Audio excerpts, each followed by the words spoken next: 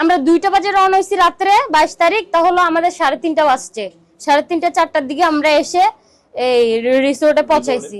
হ্যাঁ হ্যাঁ, পৌঁছানোর পরে হচ্ছে যে এই ঢুকার পরে দেখলাম যে মদ খাচ্ছে আরো দুইজন মানুষজন, অনেক মানুষজন আসছিল বুঝছেন, অনেক লোকই এসে এসে কথা বলছিল। তো সেক্ষেত্রে হচ্ছে আমি দেখছি, আমি আমি আমি হচ্ছে দেখার পরে আমি আমার রুমে চলে যাই, চেঞ্জ করছি। চেঞ্জ করার পরে একজন একজন করে আমার রুমে ঢুকছে, আর একজন একজন করে রুমে ঢুকে একজন একজন করে ফিল করে বের হয়ে গেছে। তো যে সাইফুল ডিরেক্টর ছিল ওনার সাথে 21 তারিখ কথা হয়েছিল।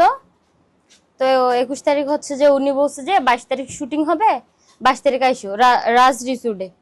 এরপর হচ্ছে যে উনি ইমার্জেন্সি রাতে 2টা বাজে কল দিছে, কল দিয়ে বলতেছে যে দেখো আয়শা, আমি তো ইমার্জেন্সি চলে যাব, তুমি আমার সাথে আসো, যেহেতু আমরা একসাথে কাজ করি, আমি তোমাকে রিসিভ করে নিয়ে যাব, তোমার আর কষ্ট করতে হবে না।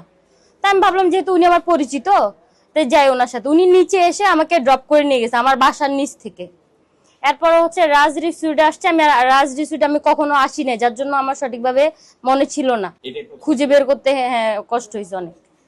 তারপর হচ্ছে যে আসার পরে দেখলাম যে কিরে আমাদের যে শুটিং এর যে লাইটিং থাকে, lighting man, cameraman, makeup man, হ্যাঁ ইত্যাদি যে লোকজন থাকে, কেউ ছিল না ওখানে।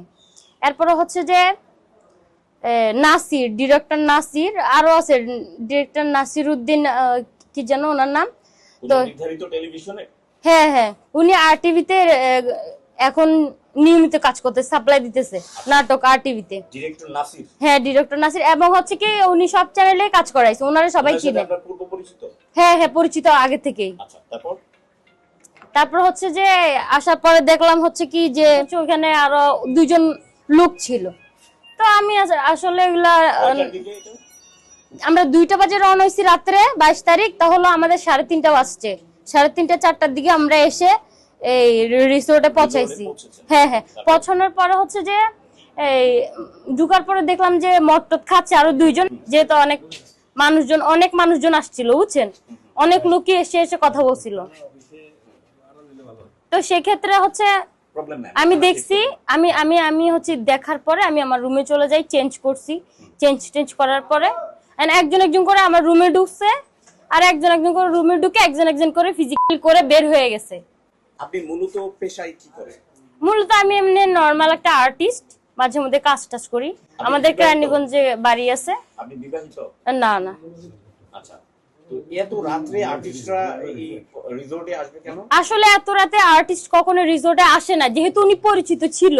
রাতে 2টা বাজে উনি যাবে, তো সেই ক্ষেত্রে আমি মনে করছি যে আমাকে সাথে করে নিয়ে যাবে, কারণ এর আগে পরে দেখা হয়েছে উনি আমার সাথে কখনো দুর্ঘটনা করে নাই। 3টা মানুষের সাথে কি স্বেচ্ছায় কেউ কি ফিজিক্যালি করে? এরপর হচ্ছে যে একজন একজন করে 3জন করার পরে হচ্ছে যে হ্যাঁ বলেন, একজন একজন করে 3জন পরে আমার হচ্ছে আইফোন ছিল 16 Pro Max, 2 লাখ টাকার উপরে। আমার হচ্ছে মোবাইল নিয়ে গেছে। হ্যাঁ, একজনের নাম হচ্ছে বাবর, আরেকজন তো নাসির বলছি, ডিরেক্টর নাসির। ওনার নামটা আমার সঠিক জানা নেই। জায়গা জায়গায় মানুষ, কর্মকর্তা যেগুলা খাবার দাবার এনে নেওয়া দেয়, এদের মধ্যে এদেরকে বলে হেল্প করতে চাইছিলাম, যেহেতু ওরা সার করে অনেক প্রাধান্য দিচ্ছে, আমি জানি যে ওরা আমাকে কখনো হেল্প করবে না। পরে গাড়ি প্রাইভেটে করে নিয়ে আসছে, প্রাইভেটে করে আবার আমাকে হচ্ছে যে এয়ারপোর্টের ওখানে নামাই দিচ্ছে। মানে আমি যে নামবো চিল্লি কেমনে করবো? কোথায় নামাইছে? আমার ঢাকা নামাইছে। ঢাকা নামিয়ে দিয়েছে। এরপরে কি করলেন? আমি বাসায় গিয়ে রেস্ট নিছি, ওষুধ খাইছি। আমি 2 দিন পরে যাই আমাদের মিরপুর থানায় গেছি।